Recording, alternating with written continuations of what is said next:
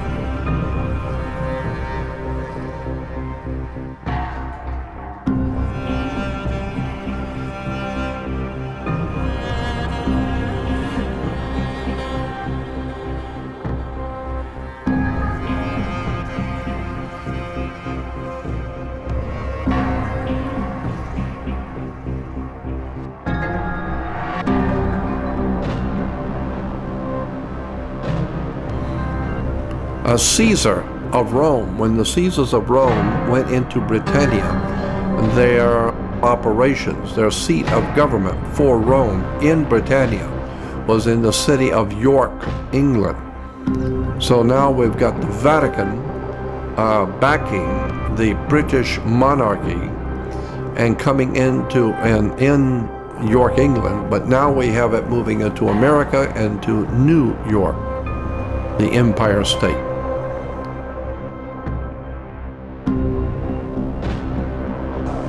Getting back to the Bolshevik Revolution, one of the ironies of it is that both Lenin and Trotsky were in exile, one in Germany, one in the United States.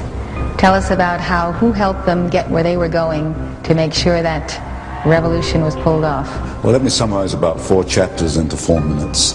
Trotsky was in New York, so there is no question that Woodrow Wilson, who issued the passport for Trotsky, and the New York financiers who financed Trotsky, and the British Foreign Office allowed Trotsky to perform his part in the revolution.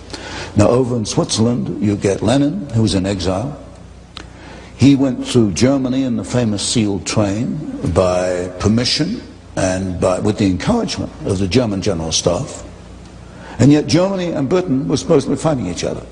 And you get them both moving these 2 key revolutionaries into place inside Russia.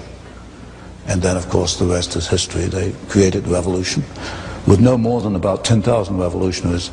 They needed assistance from the West, and they got assistance from Germany, from Britain, and from the United States to continue and consolidate the revolution. Just tell us all over again why. Why?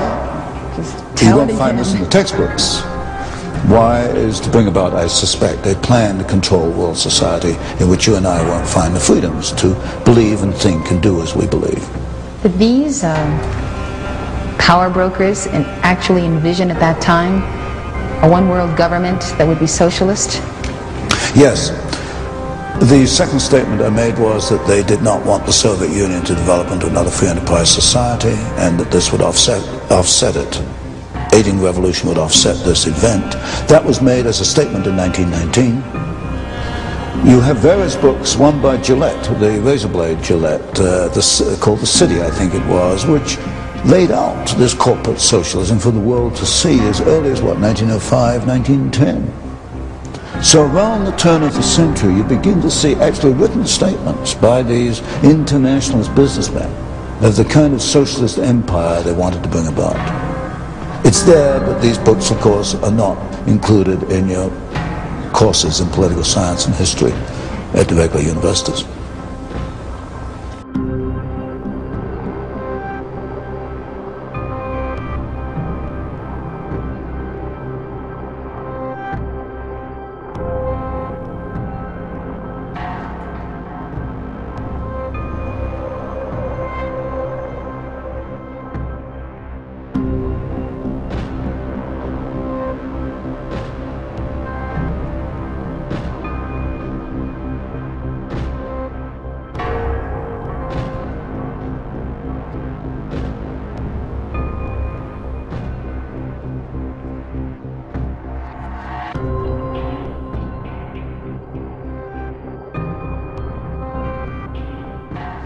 Can you keep a secret, my monochromatic friend? Do you ever see any penguins running free around New York City? Of course not. We don't belong here. It's just not natural. This is all some kind of whacked-out conspiracy. We're going to the wide-open spaces of Antarctica. To the wild. The wild? You can actually go there? That sounds great.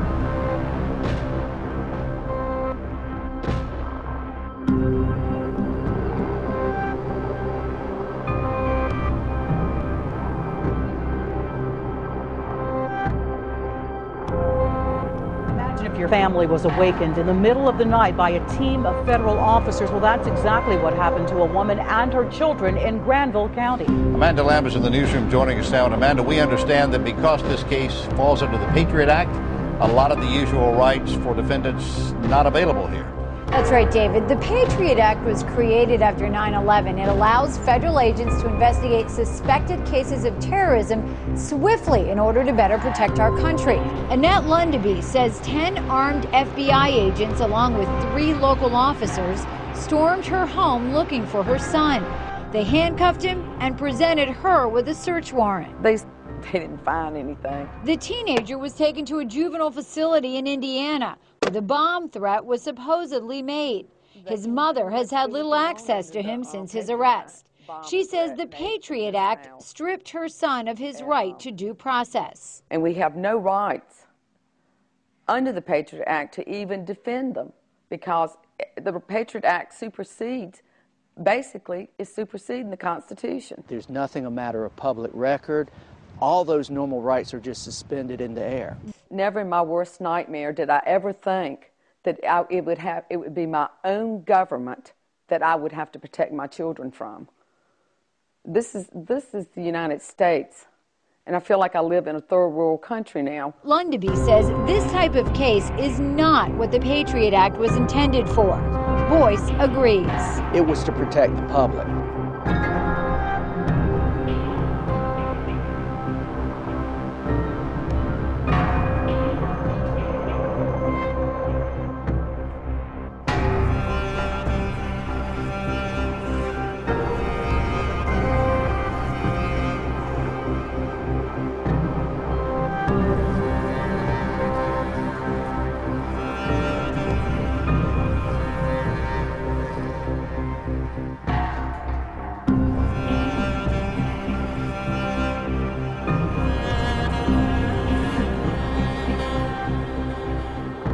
It's time. We can do better than this. We can do better than this.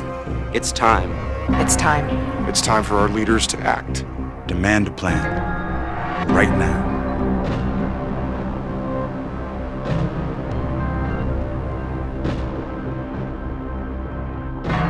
Guys, we're running out of time. Oh, Melvin, you wrote their plot? Dude. Liberty was also attacked in Boston last week in an alarming scene that was scarier than the bombing event itself. Forced lockdown of an entire city, military tanks riding through the streets, warrantless door-to-door searches by 1,500 militarized police forcing families out of their homes at gunpoint. What may look like a scene from the latest big-budget Hollywood movie was actually America's first taste of martial law following the Boston bombing. Ron Paul called the scene deeply disturbing in a recent interview.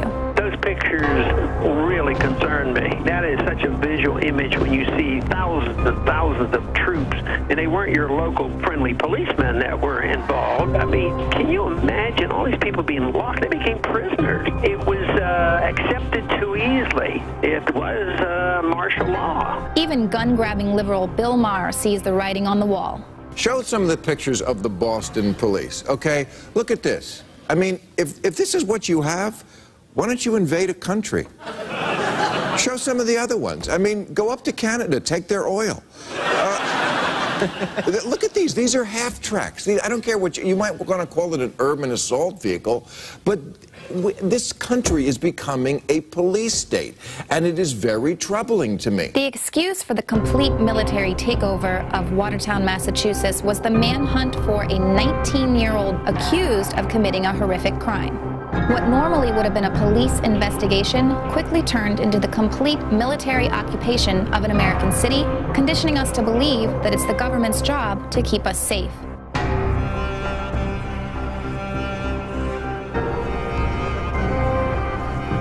Here's what Albert Pike, as far back as 1871, wrote to Giuseppe Mazzini. He said, quote, "We shall unleash the nihilist and the atheist, and we shall provoke a formidable social cataclysm, which in all of its horror will show clearly to the nations the effect of absolute atheism, the origins of savagery, and of the most bloody turmoil.